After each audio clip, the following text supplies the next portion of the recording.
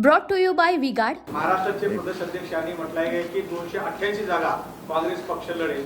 दोन्ही बाजूला काँग्रेस पक्षांची नेते आहे, परंतु प्रदेश अध्यक्ष मात्र वेगळी भूमिका घेताना पाहायला मिळत आहे। तुम्ही या ठिकाणी संयुक्त पत्रकार परिषद घेताय, एक ताकद दाखवत आहे, मात्र काँग्रेसचे अध्यक्ष वेगळी भूमिका जेव्हा तीन पक्ष एकत्र पत्रकार परिषद घेतात याचा अर्थ असा, पृथ्वीराजजींनी सांगितलेलं आहे की आमची एक प्राथमिक बैठक, अगदी प्राथमिक बैठक आपल्या समोर येण्याआधी झालेली आहे आणि येणारी विधानसभा सुद्धा जे लोक आमच्या सोबत आहेत, महाविकास आघाडी म्हणून आम्ही तीन पक्ष तर आहोतच, पण इतर घटक पक्ष सुद्धा आणि सामाजिक संघटना सुद्धा यांच्या सोबतीला त्यांना सोबत घेऊनच आम्ही लढणार आहोत। निवडणूक आयोगाने पक्ष आणि चिन्हाविषयी निर्णय देताना निवडून आलेल्या सदस्यांची संख्या लक्षात घेते, त्याच्या हिशोबाने ते निर्णय दिला होता।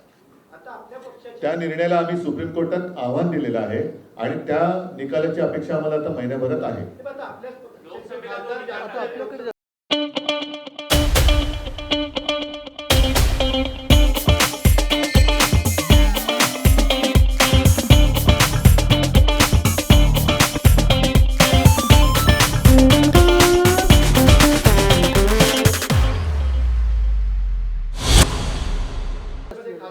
नाही, आता खासदार तर आमचे झालेलेच आहेत, पण मुळामध्ये तो निर्णय कसा अयोग्य होता हा सुप्रीम कोर्टासमोर सुप्रीम कोर्टाने त्याच्याबद्दल सुद्धा नाराजी व्यक्त केलेली आहे। म्हणून मला असं वाटतं की येत्या कारण आता सुट्टी संपले सुप्रीम कोर्टाची, पण येत्या काही दिवसात त्याची निकालाची आम्ही अपेक्षा करतो। पण जनतेच्या न्यायालयामध्ये काय झाले जगाने बघितलेले आहे। एक प्रश्न होता, बेसिकली आज जे तुम्ही पहिली मीटिंग घेतली, गेले 2-3 दिवस एक नरेटिव्ह तिकडनं बीजेपी कडनं सेट होत आहे की जे काही फेक नरेटिव्ह होतं त्याला आम्ही काउंटर करण्यासाठी, ब्रेक करण्यासाठी आम्ही जनतेत जाणार आहोत। वोट जे काही जिहाद होतं त्याच्या विरोधात आम्ही लोकांकडे जाऊन बोलणार आहोत। तर ओव्हरऑल महाविकास आघाडी, देखिए उनका काम है अफवाह से गर्मी बढ़ाना और हमारा काम है माहौल को ठंडा रखना।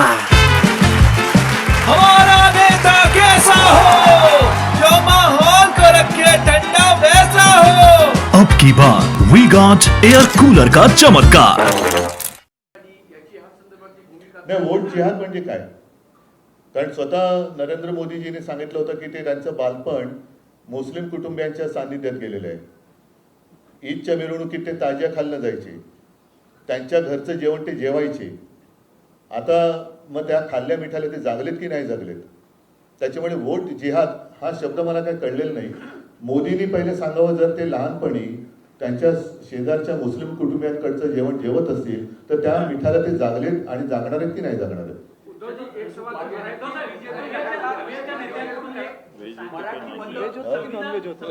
नाही, ते मी फक्त मिठाचं बोललोय। मीठ नॉनव्हेज आणि व्हेज दोन्ही जेवणात टाकतात, त्याच्यामुळे ते जेवण काय जेवले ते त्यांनी सांगावं आणि त्याच्यानंतर त्यांनी गोवंश हत्याबंदी पुढे करणार आहेत का? विरोधकांकडून संविधान बदलाचं फेक नॅरेटिव्ह जे आहे ते फेक नॅरेटिव्ह तयार केलं गेलं।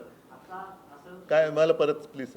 मवियाच्या नेत्यांकडून संविधान बदलाविषयीचं नॅरेटिव्ह जे आहे ते फेक करण्यात आलं आणि त्याचा हक्क आम्हाला बसला। बरं ठीक आहे, यांना मतं दिली तर तुमची संपत्ती हे जास्त मुलं होणाऱ्यांना वाटतील, हे काय खरं नॅरेटिव्ह होतं? मंगळसूत्र उचलून नेतील, तुमच्या घरातले नळ कापून नेतील, तुमचं वीज, हे काय खरं नॅरेटिव्ह होतं? तुमची म्हैस चोरून नेतील, हे काय खरेपणा होता? नकली संतान, नकली सेना, हे काय खरं नॅरेटिव्ह होतं? आणि मी प्रत्येकाला नोकरी देईन, प्रत्येकाला घर देईन, हे काय खरं नॅरेटिव्ह होतं?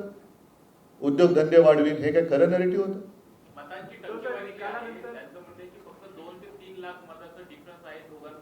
एकूण जर का देशाची लोकसंख्या लक्षात घेतली तर 140 कोटी पैकी मतदानाचा अधिकार वयाप्रमाणे किती लोकांना आहे ह्याचा आकडा मिळेल आणि त्यापैकी भारतीय जनता पक्षाला किती मतं मिळाले आणि उरलेले कित्येक कोटी लोकांनी भारतीय जनता पक्षाच्या म्हणजे मोदींच्या विरोधात मतदान केलेलं आहे, ही सुद्धा टक्केवारी सगळ्यांसमोर आली पाहिजे। मला वाटतं बाकीच्यांना जरा विचार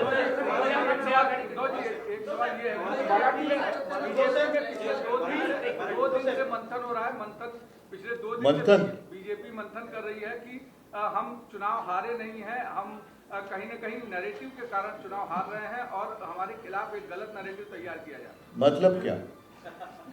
कि उनका कहना है कि 400 पार का जो नारा था संविधान बदलने का, वो गलत नैरेटिव लोगों तो फिर दिया क्यों था? और आप ही के लोगों ने कहा था कि उन्हें संविधान बदलना है। फिर जो उन्होंने नैरेटिव सेट करने की कोशिश की थी, मंगलसूत्र तुमचं चोरणार, वो क्या असलियत थी? अच्छे दिन आएंगे वो तो हम भूल गए, वो नैरेटिव का क्या हो गया?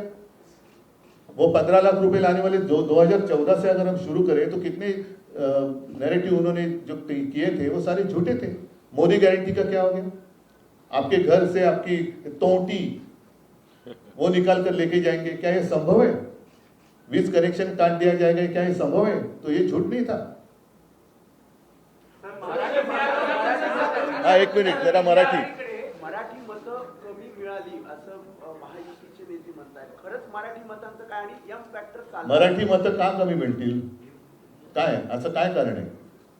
त्याचं म्हणणं की एम फॅक्टर खूप चालला, अल्पसंख्याक एम म्हणजे मराठी आलंच ना, एम मध्ये मराठी नाही, एम फॅक्टर. आणि मी तुम्हाला सांगतो, या वेळेला आम्हाला, मी अभिमानाने सांगेन की लोकशाही वाचवण्यासाठी सर्व धर्मियांनी मतदान केलं. त्याच्यात माझे मराठी तर आहेतच, हिंदू सुद्धा आहेतच, मुस्लिम सुद्धा आहेतच, ख्रिश्चन आहेतच, शीख आहेत, इतर सर्व. आणि तुम्हाला काय वाटतं, रक्त सांडून मिळवलेली मुंबई मराठी माणसांनी त्यांच्या डोळ्यात देखत जर लुटली जात असेल तर अशा वेळेला मराठी माणूस लुटणाऱ्याला मत देईल. महाराष्ट्र आणि मुंबईतला मराठी माणूस मुंबई आणि महाराष्ट्र लुटणाऱ्याला कदापि झोपेत सुद्धा मत नाही देणार. त्याच्यामुळे अजूनही भारतीय जनता पक्षाला वास्तवाची जाणीव आली नसेल तर मग त्याला निवडणुकीच्या निकालाच्या विस्तवाला सामोरं जावं लागेल.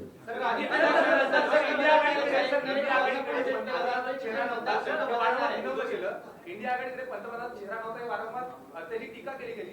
असंच महाविकास आघाडी बोलतायत की आता मुख्यमंत्री पदाचा चेहरा कोण असणार आहे आणि यांच्या मत त्यांच्याकडे कोण असणार पहिला ठरवा ना. त्यांच्याकडे कोण आहे आता प्रश्न त्यांच्याकडे पण आहे. कारण मला आठवते मी मुख्यमंत्री असताना देवेंद्र फडणवीसांनी ते काय म्हटलं होतं, ते वसली 3 गावं 2 काय 1 बसेची ना. आता हालत त्यांची तशीच आहे, तिन्हीच्या तिन्ही ओसाड आहेत, एक सुद्धा बसत नाहीये. Brought to you by V-Guard.